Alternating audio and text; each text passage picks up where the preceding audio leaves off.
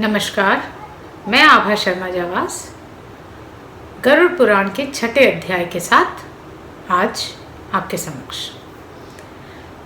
गरुड़ जी ने कहा, हे केशव, नरक से आया हुआ जीव माता के गर्भ में कैसे उत्पन्न होता है, वह गर्भवास आदि के दुख को किस प्रकार भोगता है, वह सब भी मुझे बताइए।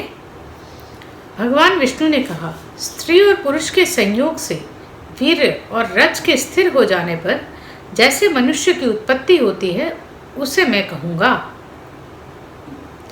ऋतु काल में आरंभ के 3 दिनों तक इंद्र को लगी ब्रह्म हत्या का चतुर्थांश रजस्वला स्त्रियों में रहता है। उस ऋतु काल के मध्य में किए गए गर्भाधान के फलस्वरूप पापात्माओं के देह की उत्पत्ति होती है। रजस्वला स्त्री प्रथम दिन चांडाली, दूसरे दिन ब्रह्मघातिनी, तीसरे दिन रजकी कहलाती है। तदनुसार उनमें स्पर्श दोष रहता है। नरक से आए हुए प्राणियों की यही 3 माताएं होती हैं। देव की प्रेरणा से कर्मानुरोधी शरीर प्राप्त करने के लिए प्राणी पुरुष के वीर्य कण का आश्रय लेकर स्त्री के उदर में प्रविष्ट होता है। एक रात्रि में वह शुक्राणु कलल के रूप में, 5 रात्रि में बुद्बुद के रूप में, 10 दिन में बेर के समान तथा उसके पश्चात मांसपेशियों से युक्त अंडाकार हो जाता है। 1 मास में सिर, 2 मास में बाहु आदि शरीर के सभी अंग, तीसरे मास में नख, लोम, अस्थि, चर्म तथा लिंग बोधक छिद्र उत्पन्न होते हैं।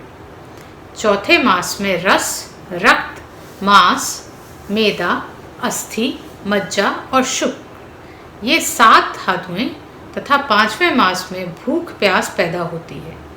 6ठे मास में जरायु में लिपटा हुआ वह जीव माता की दाहिनी कोख में घूमता है और माता के द्वारा खाए पिए अन्न आदि से बढ़े हुए धातुओं वाला वह जंतु विष्ठा मूत्र के दुर्गंध युक्त गड्ढे रूप गर्भाशय में सोता है।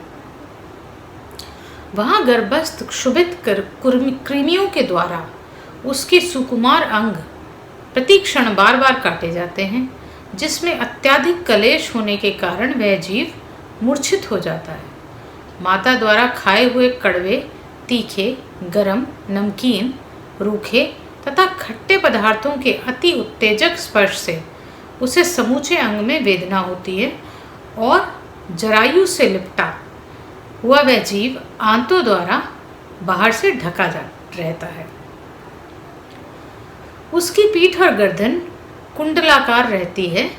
इस प्रकार अपने अंगों से चेष्टा करने में असमर्थ होकर वह जीव पिंजरे में स्थित पक्षी की भांति माता की कुक्षी में अपने सिर को दबाए हुए पड़ा रहता है।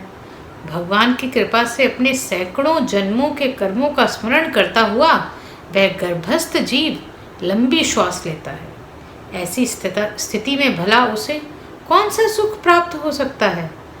मांस, मज्जा आदि 7 धातुओं के आवरण में आवृत वह ऋषि कल्प जीव भयभीत होकर हाथ जोड़कर विकल वाणी से उस भगवान की स्तुति करता है जिन्होंने उसको माता के उदर में डाला है।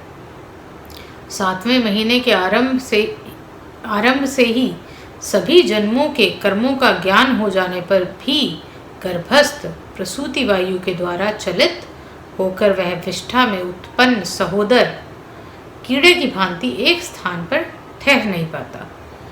मैं लक्ष्मी के पति, जगत के आधार, अशुभ का नाश करने वाले तथा शरण में आए हुए जीवों के प्रति वात्सल्य रखने वाले भगवान विष्णु की शरण में जाता हूँ।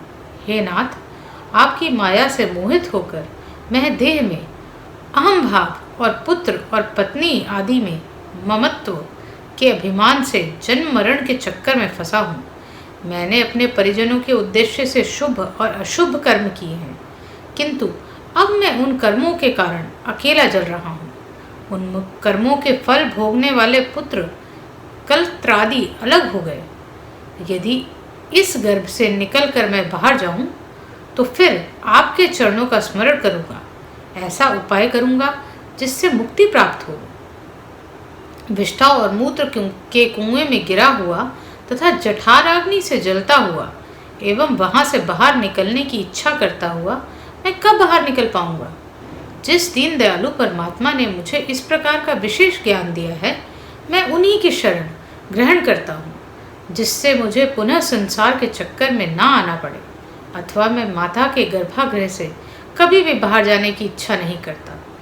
बाहर जाने पर पाप कर्मों से पुनः मेरी दुर्गति हो जाएगी। इसलिए यहाँ बहुत दुख की स्थिति में रहकर भी मैं खेद रहित होकर आपके चरणों का आश्रय लेकर संसार से अपना उद्धार कर लूँगा। इस प्रकार की बुद्धि वाले एवं प्रसूति करते हुए 10 मास के ऋषि कल्प उस जीव की प्रसूति वायु प्रसव के लिए तुरंत नीचे की ओर ढकेलता है। प्रसूति मार्ग के द्वारा नीचे सिर करके सहसा गिराया हुआ वह आतुर जीव अत्यंत कठिनाई से बाहर निकलता है और उस समय वह श्वास नहीं ले पाता है तथा उसकी स्मृति भी नष्ट हो जाती है। पृथ्वी पर विष्ठा और मूत्र के बीच गिरा हुआ वह जीव मल में उत्पन्न कीड़े की भांति चेष्टा करता है और विपरीत गति प्राप्त करके ज्ञान नष्ट हो जाने के कारण अत्यधिक रुदन करने लगता है। गर्भ में रुग्णावस्था में, शमशान भूमि में तथा पुराण के पारायण या श्रवण के समय जैसी बुद्धि होती है, वह यदि स्थिर हो जाए तो कौन व्यक्ति सांसारिक बंधन से मुक्त हो सकता है? मुक्त नहीं हो सकता है। कर्म भोग के अनंतर जीव जब गर्भ से बाहर आता है, तब उसी समय वैष्णवी माया उस पुरुष को मोहित कर देती है। उस समय माया के स्पर्श से वह जीव विवश होकर कुछ बोल नहीं पाता, प्रत्युत शैशवादी अवस्थाओं में होने वाले दुखों की पराधीन की भांति भोगता है। उसका पोषण करने वाले लोग उसकी इच्छा को जान नहीं पाते, अतः प्रत्याख्यान करने में असमर्थ होने के कारण वह अनभिप्रेत स्थिति को प्राप्त हो जाता है। स्वेदज जीवों से दूषित तथा विष्ठा मूत्र से अपवित्र शैया पर सुलाया जाने के कारण अपने अंगों को खुजलाने में, आसन से उठने में तथा अन्य चेष्टाओं को करने में वह असमर्थ रहता है। जैसे एक कृमि दूसरे कृमि को काटता है, उसी प्रकार ज्ञान शून्य और रोते हुए उस शिशु की कोमल त्वचा को डांस, मच्छर, खटमल आदि जंतु व्यथित करते हैं।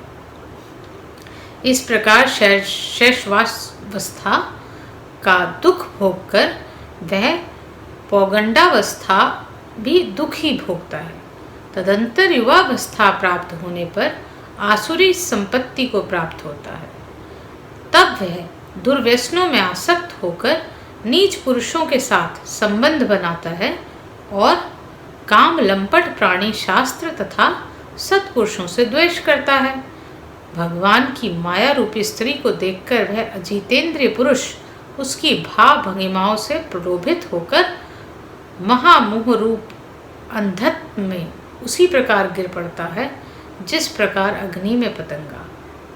हिरण, हाथी, पतंगा, भौरा और मछली, ये पांचों क्रमशः शब्द, स्पर्श, रूप, गंध तथा रस, इन 5 विषयों में एक एक में आसक्ति होने के कारण ही मारे जाते हैं। फिर एक प्रमादी व्यक्ति जो 5 इंद्रियों से 5 विषयों का भोग करता है, वह क्यों नहीं मारा जाएगा?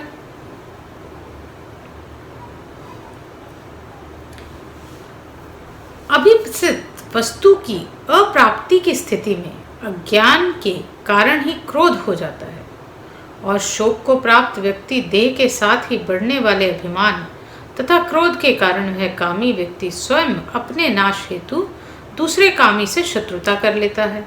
इस प्रकार अधिक बलशाली अन्य कामी जनों के द्वारा वह वैसे ही मारा जाता है जैसे किसी बलवान हाथी से दूसरा हाथी। इस प्रकार जो मूर्ख अत्यंत दुर्लभ मानव जीवन को विषयासक्ति के कारण व्यर्थ में नष्ट कर लेता है, उससे बढ़कर पापी और कौन होगा? सैकड़ों योनियों को पार करके पृथ्वी पर दुर्लभ मानव योनि प्राप्त होती है। मानव शरीर प्राप्त होने पर भी द्विजत्व की प्राप्ति उससे भी अधिक दुर्लभ है। अति दुर्लभ द्विजत्व को प्राप्त कर जो व्यक्ति द्विजत्व की रक्षा के लिए अपेक्षित धर्म कर्मानुष्ठान नहीं करता, केवल इंद्रियों की तृप्ति में प्रयत्नशील रहता है, उसके हाथ में आया हुआ अमृत स्वरूप वह अवसर उसके प्रमोद से नष्ट हो जाता है।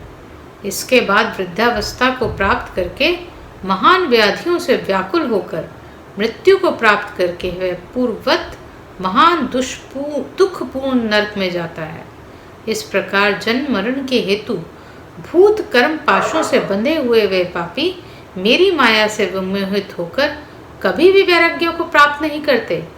हे ताक्षर्य, इस प्रकार मैंने तुम्हें अंत्येष्टि कर्म से हीन पापियों की नरक गति बताई। अब आगे और क्या सुनना चाहते हो?